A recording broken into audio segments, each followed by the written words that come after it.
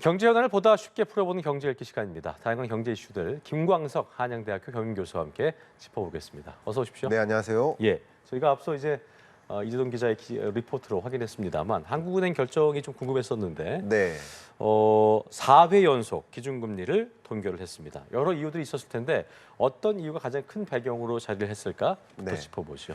그 질문을 좀 달리 해석한다면 왜 금리 인상 안 했을까라는 그렇죠. 질문하고 유사한 것 같아요. 맞아요. 네. 그러니까 금리를 인상해야 되는 이유는 아마도 대외적인 측면이죠.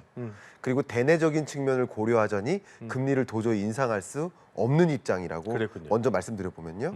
대외적으로는 어쨌든 미국이 추가적인 금리 인상을 예고하고 있고 이미 한미 간의 기준금리 격차가 역대급으로 벌어져 있는데 맞아요.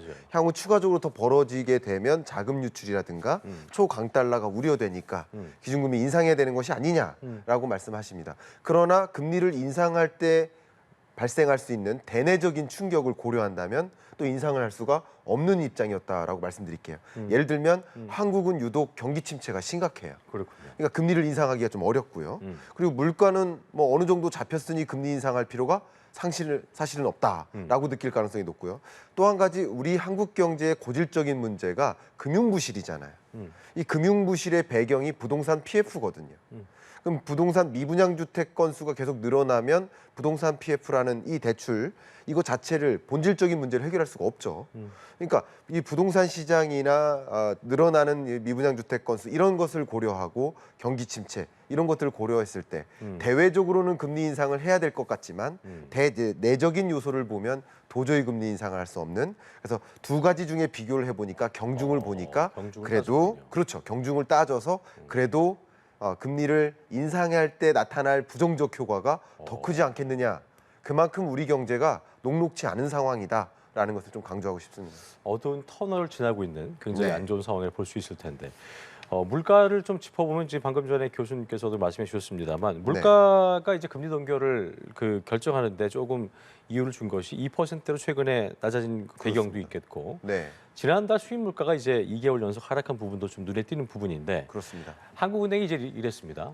수입 물가 하락의 시차를 두고 이제 인플레이션 완화에 어떤 긍정적인 영향이 될 것이다. 네. 이렇게 하면서 분석을 했는데 하반기에 그렇다면은 지금보다 더 물가가 안정될 수 있을까? 네. 이 부분 궁금해하시는 분도 있을 것 같아요. 물론 어떻게 좀 예상할 수 있을까요? 시청자 여러분 입장에서는 무슨 물가가 떨어졌냐 이렇게 생각하실 수 있습니다. 체감할 수 있는 부분들이 많이 안 떨어졌기 그렇죠. 때문에. 그러나 중앙은행 입장에서만 말씀드린다면 중앙은행은 물가가 높냐 낮냐가 중요한 게 아니라 물가 상승률 이 값이 2%에 부합하냐 아니냐.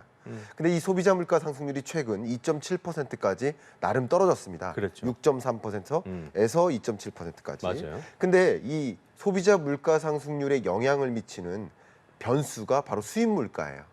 수입 물가가 약 3개월 전에 먼저 영향을 주고 그럼 3개월 후에 소비자 물가를 나름 예상할 수 있는 지표가 수입 물가 지수인데 수입 물가 지수가 보시는 것처럼 큰 폭으로 떨어지고 있습니다. 그러고 있습니다. 그러니까 큰 폭으로 떨어지니까 앞으로 7월 물가, 8월 물가, 9월 물가도 나름 떨어져 줄 것이다. 물가 상승률이 2%대에 계속 안착될 것이다. 라는 것을 예상할 수 있기 때문에 물가 안정 기존 나름 유지되고 있으니까 굳이 금리를 추가적으로 인상할 필요가 없는 것이다라고 평가하고 있다. 이렇게 해석해 볼 수 있겠죠. 그렇군요.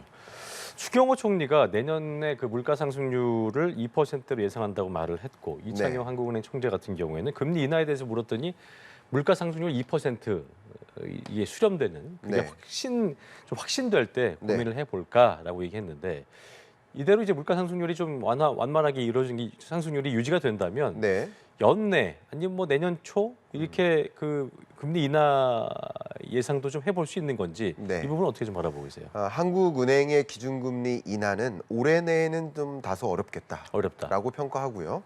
내년 상반기 중에는 가능하겠다 이렇게 평가를 하고 있습니다.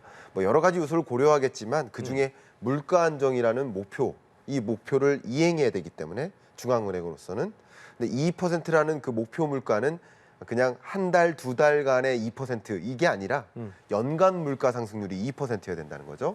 그런 것을 생각해 본다면 확실히 2% 물가 자신 있어 하는 마음이 들 때 그때쯤 금리 인하를 단행할 것이라고 생각해 본다면 23년 연내에는 다소 어렵고 24년 상반기 중에 가능하겠다 이렇게 생각해 볼 수 있겠습니다. 그리고 아까 이제 얘기하신 대로 미국 그러니까 FOMC의 그 금리도 생각해봐야 될 텐데 지금도 네. 큰 차이가 나는데 네. 7월과 그 이후도 좀 더 올릴 수 있다는 네. 예상을 했었기 때문에 일단 거기가 격차가 생길 수 있으니까 네. 그 상태에서 뭐 미국은 그대로인데 네. 우리만 내릴 수 있다. 이거는 좀 예상하기 쉽지 않은 부분이겠어요. 그것도 좋은 표현이십니다. 예. 아주 좋은 접근이시고요. 음. 미국이 금리 인상하고 세계적으로 다 금리 인상할 때 음. 동결을 유지하는 것과 음. 세계적으로 인상하는데 우리는 인하하는 것과 이것은 좀 차이가 있습니다. 그러니까 글로벌 경제가 미국을 비롯한 주요국들이 이 긴축적 통화정책 스탠스를 23년 하반기 그리고 24년 상반기까지는 유지할 가능성이 높아요.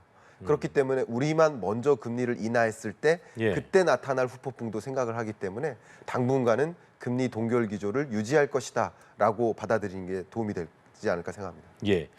자, 그럼 선상에서 미국의 소비자 물가 지수가 나왔습니다. 이게 네. 굉장히 중요했던 부분이고 또 네. 7월에 FOMC가 이제 이거에 대한 지표를 또 이 지표를 바라보고 그렇습니다. 또 결정하는데 참고를 할 테니까 네. 3.0% 전년 동월 대비 3.0% 오른 것으로 네. 집계가 됐는데 이게 상당히 시장 예상보단 빠르게 둔화세를 보이고 있는 거죠. 그렇습니다. 직전월이 4%였거든요. 음. 이번 달 발표가 어젯밤에 발표됐는데 음. 3.0%. 그리고 이 숫자는 시장이 기대하는 것도 3.1%였거든요. 그거보다 시장의 더 낮았네요. 기대치보다도 낮아요. 저는 시장의 기대치도 상당히 낮다라고 생각했는데 그 기대보다도 낮고요. 더 중요한 것은 이 헤드라인 물가도 중요하지만 근원 물가가 중요했거든요.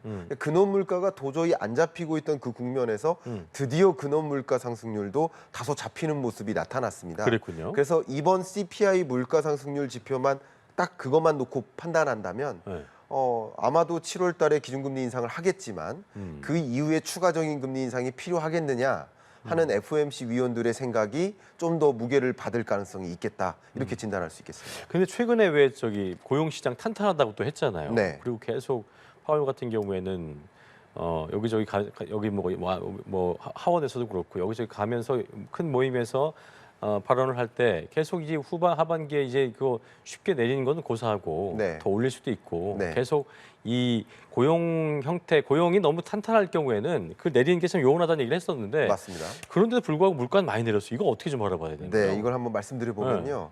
일단 고용 시장이 좋은 건 좋은 거잖아요. 근데 고용 시장이 좋지 않으면 금리를 마음 놓고 인상할 수가 없어요. 물가 잡겠다고 물가만을 위해서 금리 인상을 단행할 수가 없어요. 근데 고용 시장이 탄탄하니 그러니 마음 놓고 물가만 잡기 위해서 집중하겠다라는 입장이었던 겁니다. 그렇죠. 근데 어쨌든 물가가 잡히는 국면이라면 고용 시장도 탄탄하고 물가도 동시에 잡히는 그런 국면으로 간다면 미국 경제가 가장 원하던 방향으로 가는 것이죠. 그런 거네요. 그렇게 보시고 그러나 물가가 안 잡힌 상황, 물가가 도저히 안 잡히고 있어요. 근데 고용 시장은 너무 탄탄해요. 그러면 금리를 추가적으로 인상해야 되겠죠. 네. 근데 고용 시장이 탄탄하지만 물가가 알아서 잡히고 있어요.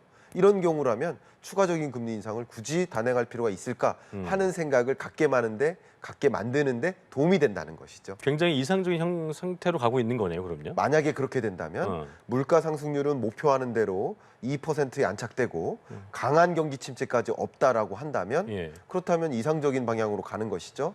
그러나 지금으로서는 23년 하반기 끝자락 그리고 24년부터 본격적으로 고용 침체라는 요소들이 나타날 것이라고 그게 올 거라고 판단하고 투자 있습니다. 회사들도 굉장히 전망을 하고 있더라고요. 그렇습니다. 지금과 같은 완전 고용의 모습을 계속 유지하기는 어려울 것이라고 판단하고 있습니다. 자, 그렇다면 뭐 미국 입장에서도 이번 올리는 거 7월에 FOMC 입장에서도 이번에 올리는 거를 베이비 스텝을 마지막으로 긴축 종료가 논의될 수 있을까라는 네. 기대감이 확산되고 있는 것 같은데 네. 교수님 말씀을 들어보자면 하반기부터 이제 그 미국의 어떤 미세한 경기 침체, 그러니까 너무 급격한 건 아니어도 네. 그게 시작된다면 네.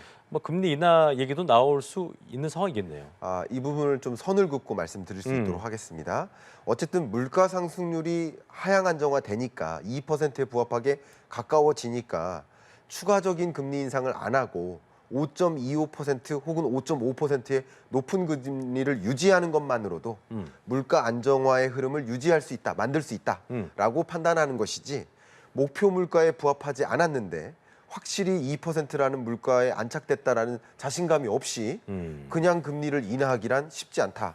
그리고 두 번째, 경기 침체만으로는 금리를 인하할 요인이 안 됩니다. 그렇습니까? 경기 침체가 아니라 경제 위기가 와야 되죠. 어. 시스템적 위기, 금융 위기, 뭐 이런 팬데믹 경제 위기, 이런 위기급 역성장하는 폭발적인 그런 위기가 왔을 때는 그냥 앞뒤 안 보고 물가도 안 보고 일단 금리부터 인하할 겁니다. 그러니까 지금은 완만한 경기 침체로 예상하고 있기 때문에 그 경기 침체가 걱정돼서 금리를 인하한다? 이것은 그럴 리는 좀 없다. 너무 나선 판단이지 않을까 생각합니다. 알겠습니다. 오히려 적정한 수준의 음. 경기 침체가 필요하다라는 입장으로 생각하시는 게 하고 아까 좋겠습니다. 말씀하신 것처럼 뭔가 일이 터졌을 때 일이 터지면 당연히 그렇게 갑니다. 알겠습니다. 그 부분 지켜봐야 되는 부분 같고요. 네. 자, 그리고 가계 대출 이거 참 심각한 얘기인데 네. 가계 대출 다시 급증하면서 가계 신용도에 또 다시 빨간불이 켜졌다는 얘기인데 네. 6월 말에 은행권 가계 대출이 보니까 1,062조 3천억 원 추산되고 있습니다. 상당히 네. 많은 금액입니다. 그렇습니다. 어떤 배경으로 봐야 될까요? 자, 이 부분을 좀 설명드려 보면요. 우리 가계 빚이라고 하잖아요. 약 2,000조, 1,900조 정도 되는데요. 그 가계 빚의 약 85%가량이 부동산 대출입니다. 그러니까 주택담보대출과 전세담보대출 이걸 합하면 대략 85%가량입니다. 그래서 가계 빚이 늘어난다라는 뜻은 결과적으로 주택담보대출이 늘어난다. 이렇게 해석해도 좋아요. 근데 이 주택담보대출 잔액이 늘어나는 것은 그만큼 주택 거래량이 늘어난다라는 것을 보여주고요. 주택 거래량이 늘어난다는 것은 이 아파트 매매 가격이나 집값이 성큼성큼 반등하는 기조로 전환된다라는 것을 보여주는 특징 중에 하나입니다. 방금 말씀하신 것처럼 최근 들어서 주택담보대출 금리가 하향 안정화되고요. 또 부동산 규제 완화 조치들도 단행하고 전세 수요도 또 늘어납니다. 왜냐하면 금리가 이제 하향 안정화될 것이라고 생각하니까 전세 선호 현상이 임차인의 전세 선호 현상이 또 집중돼요. 다시 그럴 수 있겠죠. 그런 것들이 맞물려서 이런 부동산 성격의 대출 규모가 늘어나고 그게 가계빚이 또 늘어나는 현상을 유도하고 있다. 이렇게 볼 수 있겠습니다. 그런 상황에서 한국은행이 4연속 금리 동결을 했잖아요. 네. 그렇다면 앞으로 가계대출이 좀 더 늘어날 수 있지 않을까, 증가할 네. 수 있지 않을까 우려도 나올 수 있을 것 같아요. 이 부분은 어떻게 좀 아주 예상하세요? 정확한 우려이신 것 같습니다. 그러니까 금리가 낮을 때는 상대적으로 대출에 대한 의존도가 높아지죠. 금리가 높아질 때는 대출에 대한 의존도를 낮추고자 하는 거죠. 그게 가장 대표적인 게 월세를 선택할까 전세를 선택할까의 문제인 거예요. 예. 상대적으로 금리가 높아지면 굳이 대출 받아가지고 전세 사는 게 아니라 월세 살자. 그렇죠. 월세 선호 현상. 그러니까 금리가 정점 찍고 하향 안정화되면 다소 전세가 더 낫겠다라는 생각. 전세 선호 현상. 계속 왔다 갔다 하는 겁니다. 근데 이런 과정에서 기본적으로 주택담보대출 금리가 정점 찍고 하향 안정화되는 그런 국면이기 때문에 상대적으로 가계빚의 규모는 지속적으로 늘어날 가능성이 높겠다라고 판단할 수 있겠죠. 이것들이 이제 앞으로 경제에 어떤 영향을 좀 줄까에 대한 네. 부분 마지막으로 좀 짚어주시죠. 네, 가계빚의 규모가 좀 늘어나는 과정인데 이 중에서 전체 1,900조 2천조에 해당되는 가계빚 중에 어떤 부분이 취약 차주일까? 그걸 구분해야 되고요. 현재로서는 사실 주택담보대출 이 부문의 문제라기보다는 취약 차주라고 한다면 저소득층이면서 신용등급이 낮거나 다중채무이거나 이런 계층들의 빚의 문제가 심각합니다. 상환이 쉽지 않은. 그래서 상환 그렇죠? 능력이 현저히 떨어지는 떨어지는. 계층. 이들의 상환 능력을 보존하는데 정책적인 어떤 노력이 집중돼야 되겠다.